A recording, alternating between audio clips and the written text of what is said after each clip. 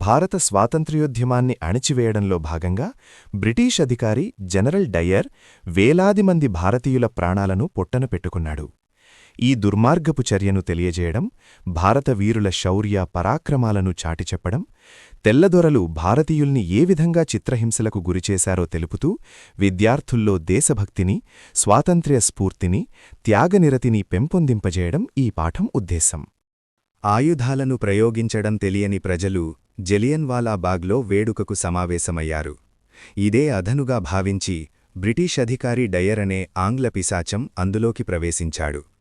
సాధు స్వభావం కలిగిన వేలాది మంది అమాయకుల్ని తన సైనికులచే కాల్చి చంపించాడు.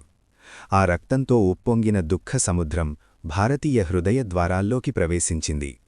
అది అక్కడి వారి హృదయాంతరాల్లో అగ్నివలే మంటల్ని రేపుతోంది.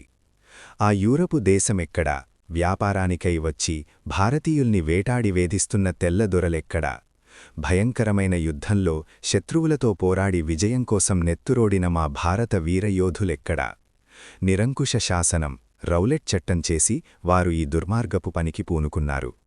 ఈ శ్వేతజాతికి అసలు నీతి అనేది ఉందా? తిరుగుబాట్లను అణచడానికి బ్రిటీష్ వారు రౌలెట్ చట్టాన్ని ప్రవేశపెట్టారు. చేపల సమూహాన్ని పట్టే గాలంలా ఆ చట్టాన్ని డయర్ జలియన్వాలా బాగ్లో ప్రయోగించాడు. దుర్మార్గంగా ఎంతోమంది అమాయకుల ప్రాణాలను తీశాడు. దీనిని చూసి సామంతరాజులు నవ్వుతున్నారు. అయ్యో, ఆంగ్లేయులకు భారతీయులపై కొద్దిగా కూడా ప్రేమలేదు, ఇంతకన్నా కృతజ్ఞత ఇంకేముంటుంది? భారత వీరుల శౌర్యపరాక్రమాలతో యూరపు దేశం ఊగిపోయింది. యుద్ధంలో భారతీయులు తమ యుద్ధ నైపుణ్యంతో శత్రువులను చీల్చి చెండాడుతూ వీరోచితంగా పోరాడుతున్నారు. అక్కడివారు రక్తశక్తులై ఎర్రని రూపెత్తి పోరాడుతుండగా రక్తధారలు ఉవ్వెత్తున పొంగి పొలిలి ప్రవహిస్తున్నాయి. ప్రళయకాలంలో గర్జించి వర్షించే మేఘాల్లా ఆంగ్లేయులు భారతీయ సమూహంపై తుపాకిగుండ్లవాన కురిపిస్తున్నారు.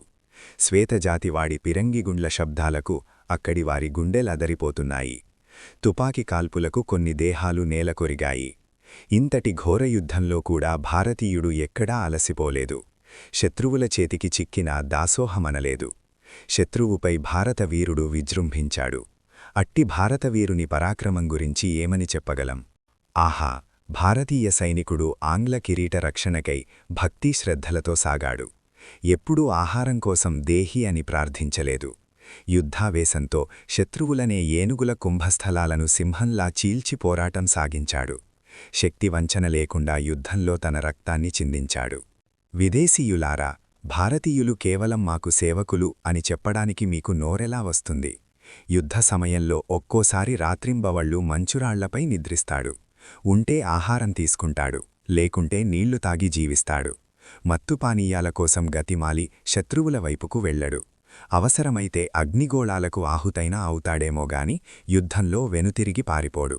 అలాంటి పరాక్రమం కలిగి యుద్ధంలో విజయాన్ని సాధించి వచ్చిన వీరులు భారతీయులు. ఈ పాపం ఊరికే పోదు. ఇంతమంది భారతీయుల్ని పొట్టన పెట్టుకోవడం చాలా దారుణం. దోచుకున్న ధనాన్ని వడ్డీతో సహా మింగినట్లు భారతీయుల పట్ల మీరు చేసిన పాప ఫలితం అనుభవించక తప్పదు. ఏదో ఒకనాడు చండీ, కాళిక భారతీయుని ఇంట చేరి మహాప్రళయాన్ని సృష్టిస్తుంది. ఈ విషయాలను బాగా గుర్తుంచుకోండి. భారతీయులకు బానిసత్వాన్ని ఉగ్గుపాలతో పోసినటువంటి పాపాత్ముడు ఆంగ్లేయుడు. అన్నవస్త్రాలను దోచుకున్న దుర్మార్గుడు. కరువనే రాక్షసిని తెచ్చిన పిరికివాడు. భారతీయుల మధ్య కక్షలను పెంచి పోషించిన రాక్షసుడు. బలవంతంగా భారతీయుల్ని అణిచివేసే శాసనాలను తెచ్చిన నేర్పరి. భరించలేని పన్నులను వేసిన మహాపాపాత్ముడు. విదేశీ మత్తువస్తువుల నమ్మి మన సంపదనంతా దోచుకున్న ద్రోహి. భారతీయుల మధ్య తగవులను పెంచిన కఠిన హృదయుడు. చెడును ప్రేరేపించే కలిపురుషుడికి వీడు స్నేహితుడు. ప్రాణాలను హరించే యమునకు ఇష్టమైనవాడు. ఈ ఆంగ్లేయుడు మోసాలకు స్థానం, విరోధాలకు నిలయం, చెడు గుణాలకు మూలకేంద్రం, కుటిలమైన బుద్ధి కలవాడు.